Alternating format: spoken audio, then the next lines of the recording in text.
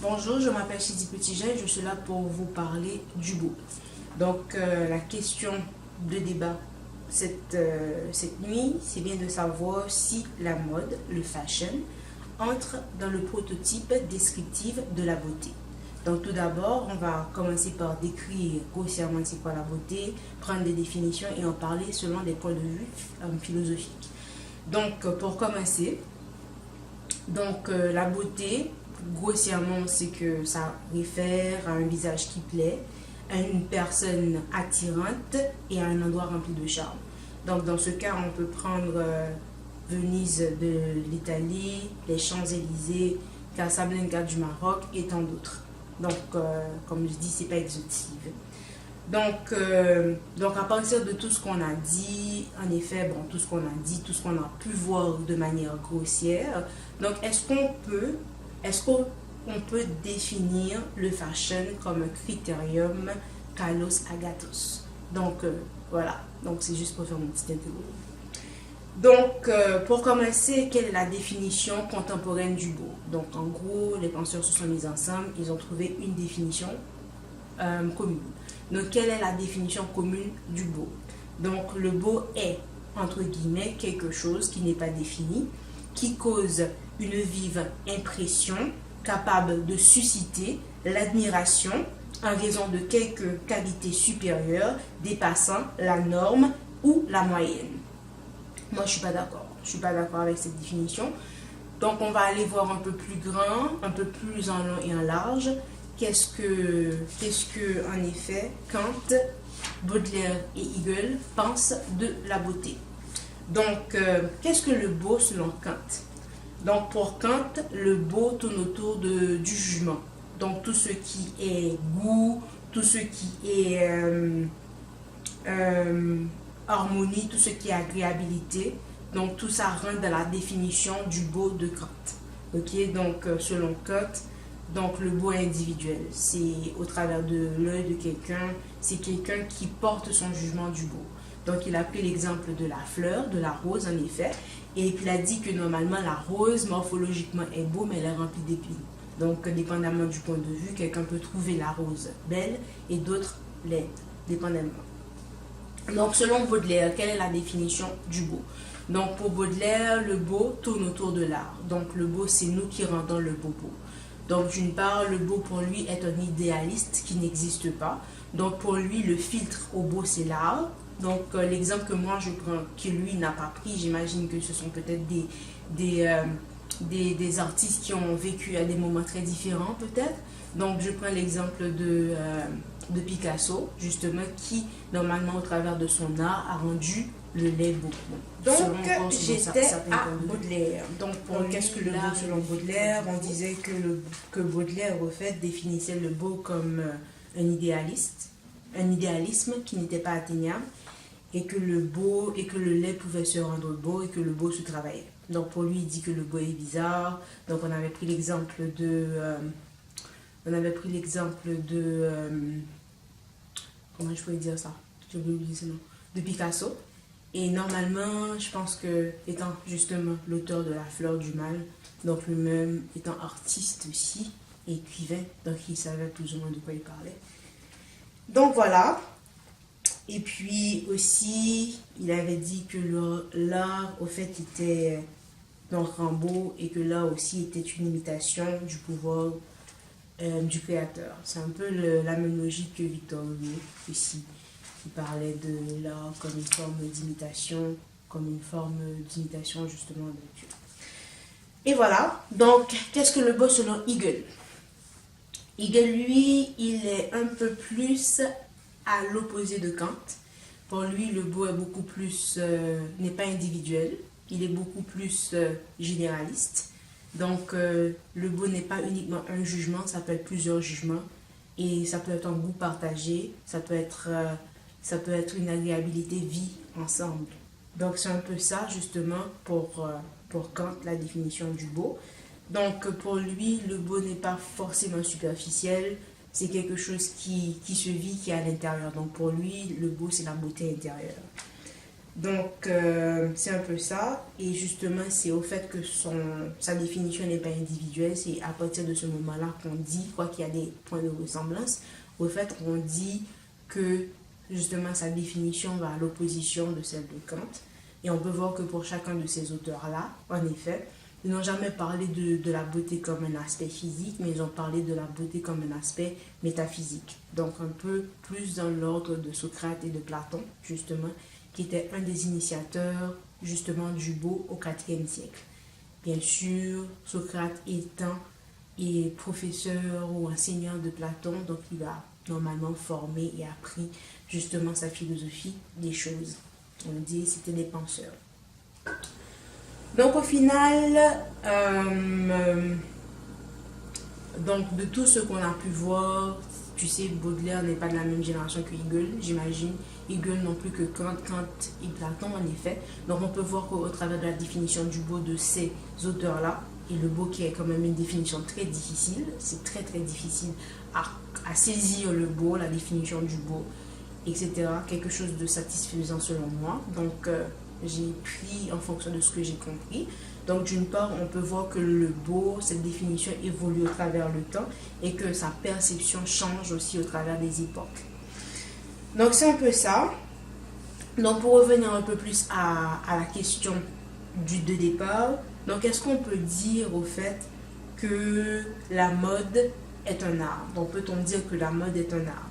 Donc juste avant de dire tout ça, donc on va pouvoir définir l'art. Qu'est-ce que l'art? Donc l'art est une expression des créations humaines d'un idéal esthétique.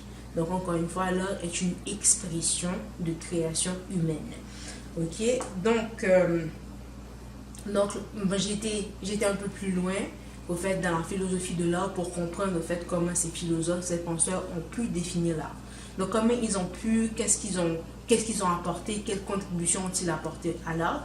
Donc ils ont, d'après ce que j'ai compris, ils ont encore ramené l'art au beau, ils ont encore ramené l'art à l'agréabilité, encore ramené l'art à l'harmonie. Donc au final, il y a un des penseurs qui a défini justement l'histoire de l'art, la philosophie de l'art en quelque sorte, comme une quête constante, comme une discipline qui est en recherche du beau. Donc lorsqu'on répond à la question qu'est-ce que le beau, on répond justement plus ou moins à qu'est-ce que l'art, selon la philosophie de l'art, bien sûr, les penseurs qui ont amené cette forme de philosophie.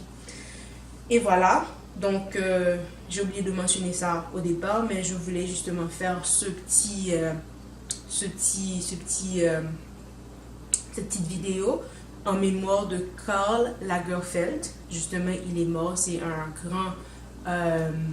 grand fashioniste, un grand couturier allemand qui est mort malheureusement. Donc j'ai jugé bon de lui faire quelque chose. On ne se connaissait pas, mais vu que c'est la tendance du moment, donc je lui fais une petite dédicace.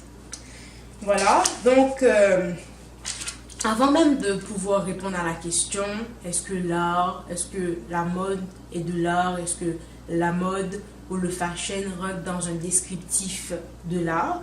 Donc on va parler un peu de la philosophie de la mode. Donc pas la philosophie de la mode, plutôt la sociologie de la mode. J'ai trouvé un peu l'apparition de la mode comme historique de la mode, comme un élément intéressant. Donc quelque chose à avoir de plus, justement à connaître de plus, je trouve en tout cas. Donc selon les Frédéric, il y a un, je me rappelle de son nom de famille, qui est Frédéric Godard. L'autre c'est un peu Monina en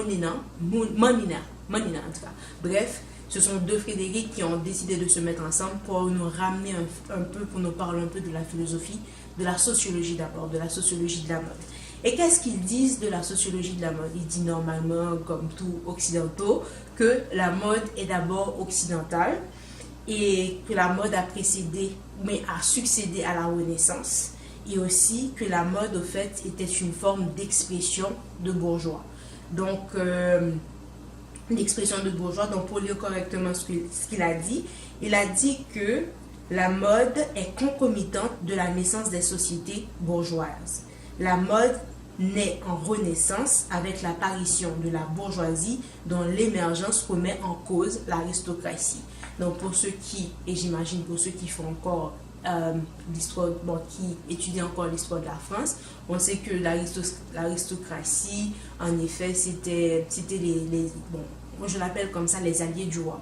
C'était des gens qui étaient toujours dans la cour, qui portaient juste un titre. Juste le fait qu'ils étaient cousins avec le roi, ils venaient justement d'une famille royale, automatiquement ils étaient des aristocrates. Donc les bourgeois, ce sont des gens qui ont travaillé, c'était des commerçants, des gens qui avaient beaucoup d'argent, qui ont formé une fortune et puis qui avaient acheté des titres aussi, des titres de duchesse au travers le temps. Donc lorsque la population, j'imagine qu'il y avait une crise d'aristocratie, vu que les aristocrates ne travaillaient pas, donc ils dépendaient justement des bourgeois. Lorsque les bourgeois ont compris, ils ont inversé le rôle, donc les aristocrates disparaissaient et les bourgeois prenaient de la place. Et une des manières justement pour que les bourgeois puissent s'imposer, c'était au travers des vêtements. Donc on peut voir que au travers des vêtements qui étaient pour eux, en effet, une forme d'ascension sociale. Donc ils ne mettaient pas n'importe quel vêtement, ils portaient des vêtements luxueux, au fait qui étaient une forme d'ascension sociale, mais aussi une nouvelle imposition politique. On sait que les bourgeois avec la République, ils ont commencé à devenir présidents. Avant, c'était les rois, c'était les amis du roi, c'était les trucs du roi qui avaient des positions, mais au moment où ils ont commencé à faire de l'argent, l'humain est devenu au centre de toute chose, l'argent aussi a pris une autre dimension, c'était plus les titres mais c'était plus l'apport. Donc à ce moment il y a une inversion des rôles et puis le bourgeois commence à avoir, les bourgeois ont commencé à avoir plus d'apport ou plus d'importance dans la société, d'où justement la naissance justement de la mode. La mode et aussi, voilà, c'est ça, la mode. Donc aujourd'hui la mode est devenue un culte du corps. Normalement lorsqu'on parle de mode, c'est pas forcément les habits, c'est aussi le physique. On ne va pas trop rentrer dans ce débat-là. Mais juste pour parler de ce que Frédéric a dit, pour lui, la mode aussi, est liée à l'avènement des sociétés où l'individu devient le référent des sociétés. Donc c'est un peu ça. Donc, à quel moment, justement, on peut parler de la mode comme un art? Parce qu'on a parlé de la sociologie de la mode, on a fait un peu d'histoire, on a défini l'art, on a défini un peu le beau, qu'est-ce que le beau. Donc, quand est-ce qu'on peut parler de la mode comme étant un beau, comme étant l'art? Donc, au fait, la mode devient l'art du moment, encore selon les deux Frédéric, du moment où elle respecte deux principes. Le principe de la personnalisation et aussi le principe de l'autonomie. Donc, quand on voit autonomie et personnalisation, on est dans la création au fait de vêtements, la création, la conception de vêtements et aussi des individus aussi qui s'habillent en fonction de leur goût, en fonction de leur humeur, en fonction de ce qu'ils aiment, en fonction du jugement aussi qu'ils portent par rapport à leur propre corps. Donc on a parlé du beau en tant que jugement, on a parlé du beau aussi en termes de vision des choses, en fonction aussi, je dirais, en fonction du jugement des autres aussi. Donc ceux qui considèrent comme beau, ceux qui se considèrent comme à la mode. Donc lorsqu'on rentre dans ce concept-là, donc on rentre dans la conception de l'art comme un prototype du beau. Donc comme on a vu aussi dans la définition de l'art, on avait vu que l'art était une expression des créations humaines. Donc du moment où on parle de création, du moment où on parle d'une touche humaine, du moment où on parle d'une forme d'expression, on rentre dans l'art. C'est ça. Donc c'est tout ce que j'avais à partager avec vous. Et encore une fois, c'est un sujet très difficile.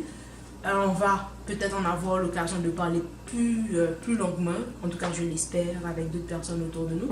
Donc pour tout de suite, c'était juste ça. Et je